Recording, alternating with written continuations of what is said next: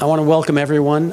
For those of you who haven't been to these events before, this is the Undergraduate Program Sustainable Development Workshop Briefings. This is one of two final briefings that the student teams are going to be giving. This one is only to the Columbia community, and each team will be giving a second presentation to the clients. The clients are not actually invited to this presentation purposely. We like it just to be a homegrown event. So this is certainly for me, and I think for all of us in the Sustainable Development Program, one of the highlights of the semester. It's always very enjoyable, and I'm sure you're going to enjoy it as well. Basically, the format is that we have four separate teams who've been working under, two of them have been working under myself, Stuart Gaffin, and a second set of teams, two have been working under Professor Radley Horton. And they're going to give you very brief overviews of their project. They've all been working very, very hard. We've allotted 10 minutes for the presentation and then 5 minutes for questions and answers afterwards. We have a very interesting new structural element that we're adding to the briefings this semester, and I hope we can do it going forward. Professor Lisa Dale's class in Qualitative Methods in Sustainable Development has a poster session. I think there are 12 posters, and immediately following this set of presentations, which ends at 3:10 approximately, we invite you all to just move next door into the reception area and enjoy the reception and have a lot of conversation standing around, and please ask a lot of questions about the posters. Before we get started, I do want to thank some key people, especially Carrie Shimkis and Natalie Coroneri. They are the administrators who make the Sustainable Development Program work, and they are especially essential for the workshop. There's no question about that. So thank you, Carrie and Natalie, as always. I also want to thank our two wonderful teaching assistants, Lindsay Horn, who is late. I think she's on her way over. And she said she'll be right here. And then Amelia Grant Alfieri. Amelia, can you raise your hand? Yes, so I want to thank our TAs as well.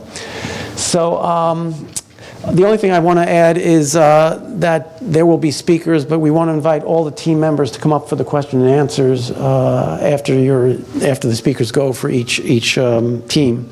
So without further ado, we'll just start with the very first presentation. This is under Dr. Horton's group, Campaign to Reduce Columbia-Related Travel. There's a pointer, and thank you.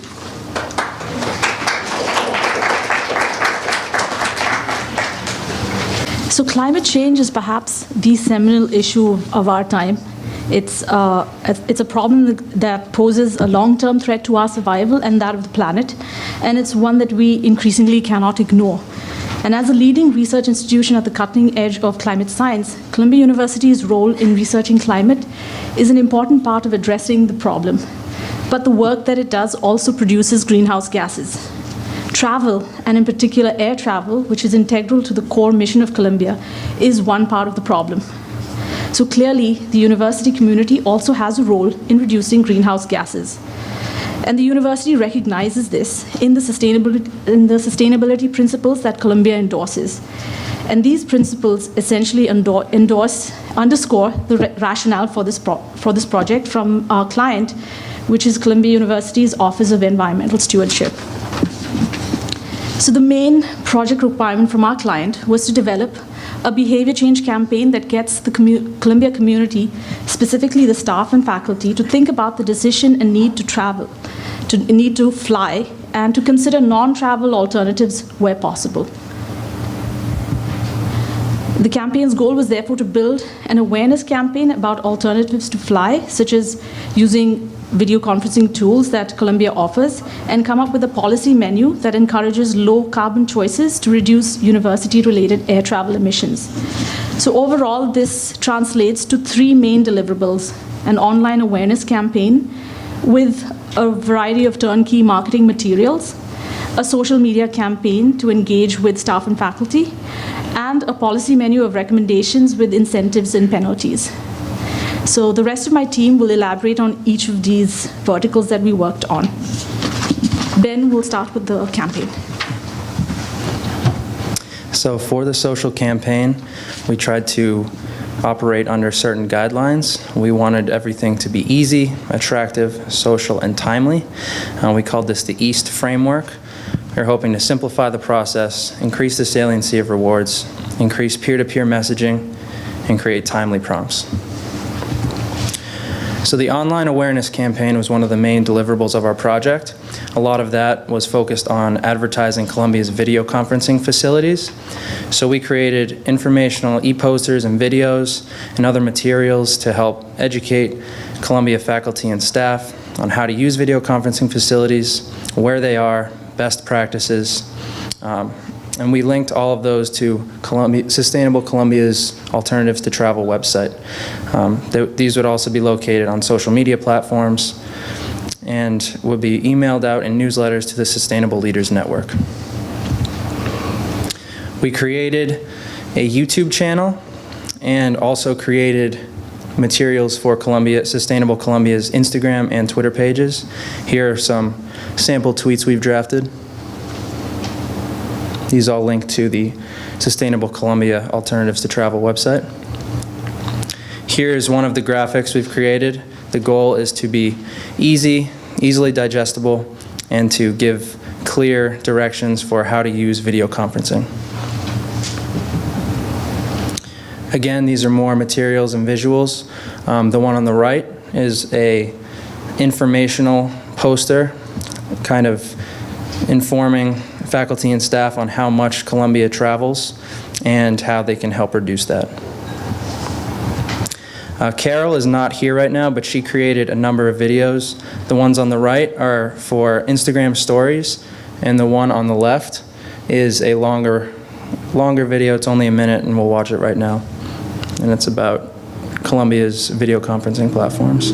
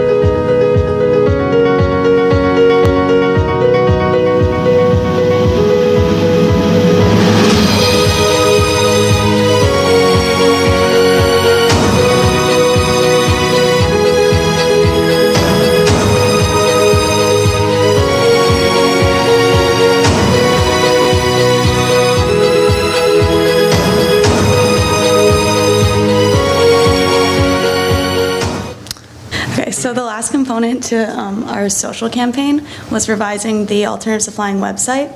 So in order to get all of this information out and make it as user-friendly as possible, some of the changes that we think should be made are adding the last campaign video that you just watched, quick links for important resources, consolidating all of the options for video conferencing, equipment loans, and web conferencing so it's all in one place, making the page less text-heavy, including best practices for video conferencing, and also tips for flying sustainably if you need to fly.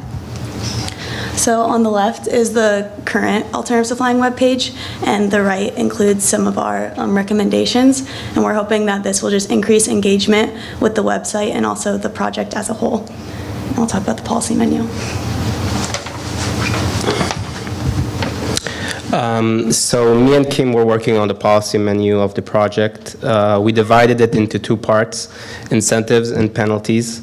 The incentives include single process travel booking and reimbursement, indirect financial rewards, immediate rewards, and recognition on social media. The second part is penalties. I will be discussing carbon tax, and then later Kim will talk about carbon offsets. Carbon tax is a growing global trend across the world where social cost of climate change internalized into investment and consumption. Generally, it is seen as a punitive measure to change behavior. However, it is an effective mechanism to reduce greenhouse gas emission. When considering carbon tax, there's also a question of how to apply the tax and what to do with the funds. During our research, we found carbon tax plans that other universities use to reduce emission and change the behavior of faculty. The first one is UCLA. UCLA launched its Air Travel Mitigation Fund program, applying penalties to domestic and international round-trip flights. The funds are then rewarded annually to local on-campus projects that aim to reduce air travel. The second case study is Yale University. Yale launched a pilot program that implemented carbon tax on 20 individual school departments. The program concluded that the most effective model to reduce emission was the revenue-neutral model. The revenue-neutral model returned all of the revenues to the departments equally, which rewards the departments that beat usage targets and penalize those that did not. All right, so now moving on to carbon offsets. So because Columbia is such a large research university, air travel is inevitable. And so carbon offsets are a great short-term tool we can use in order to help neutralize some of these unavoidable emissions, especially from air travel. So one way we can incorporate offsets is through the use of third-party carbon calculators, which is recommended by the Tufts Climate Initiative, because this helps not only ensure consistency within emissions parameters, but also emissions calculations. So after looking at different metrics such as calculator accuracy, project location, and project type, the top 3 companies are Atmosphere, Climate Friendly, and My Climate. And so while these companies are mostly engaged in international projects, it's also important that Columbia also engage in more community-based carbon offset initiatives as well, because this would allow us to truly make an impact within our community, which helps to promote engagement not only between faculty, staff, and students, but it also promotes more engagement because it has a more personal feel. And so while schools like Cornell and Duke are engaged in projects like the Finger Lakes Climate Fund and also the Duke Delta Partnership, 2 projects that Columbia could engage in within New York are the Natural Areas Conservancy in Queens and also the Trees in the Big City project.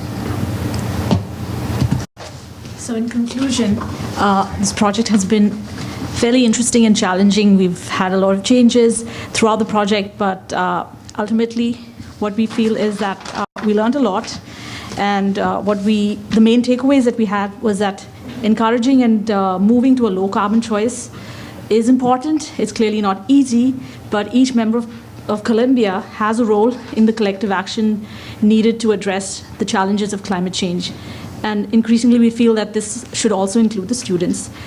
But we believe that the policy measures that we have included in our presentation can be effective in building engagement and accountability to help the university community move one step closer towards carbon neutrality. Thank you.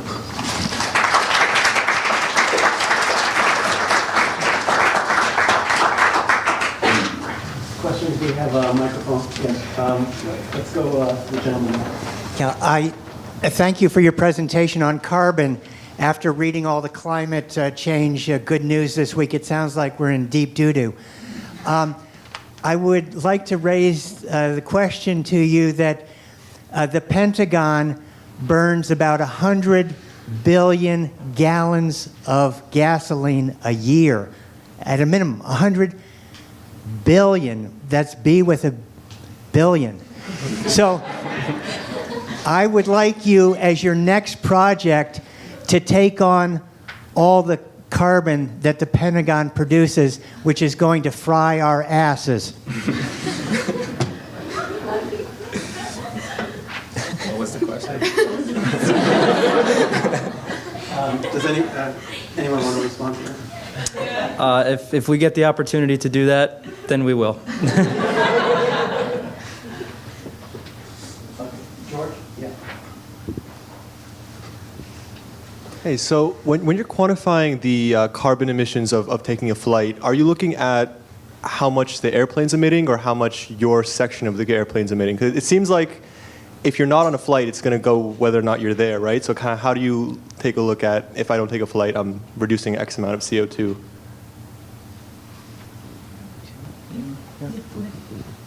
So when we looked into that, we looked a lot at what individuals contribute to the carbon emissions. So obviously planes will continue to fly, but if Columbia faculty and staff can reduce their air travel, ultimately they will reduce Columbia's carbon emissions. So we didn't focus necessarily on reducing emissions as a whole for airlines. We focused on how to drive Columbia's faculty and staff to alternative forms of travel or not traveling at all. I'd like to add one point, but I think what the point you raised speaks to the crux of the problem with climate change, right? It's a problem that individuals, like Columbia, individually cannot change, individual actions cannot change, but we can be sure that without individual actions, we cannot solve the problem. So it's like, we can't use an excuse. We can't use the excuse that our doing nothing our doing something is not going to impact it. But then for the simple reason that without everybody individually contributing, we can't have an impact.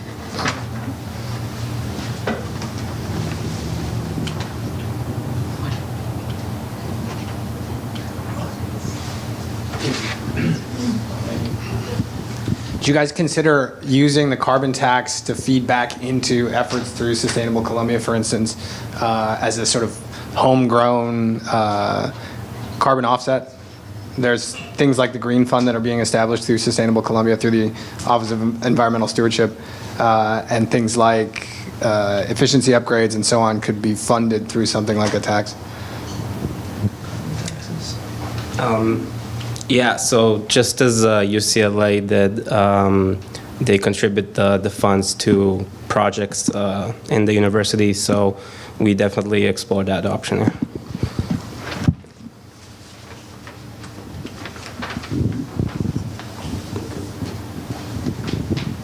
Hi, I was just wondering, what does sustainable flying mean?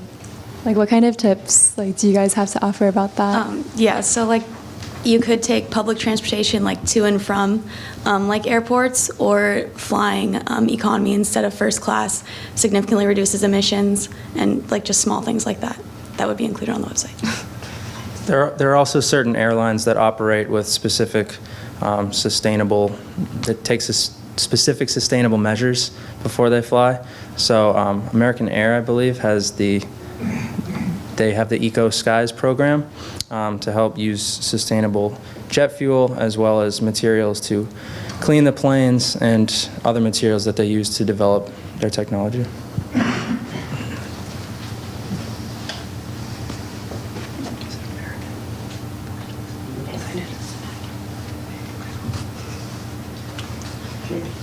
All right, thank you for those great questions.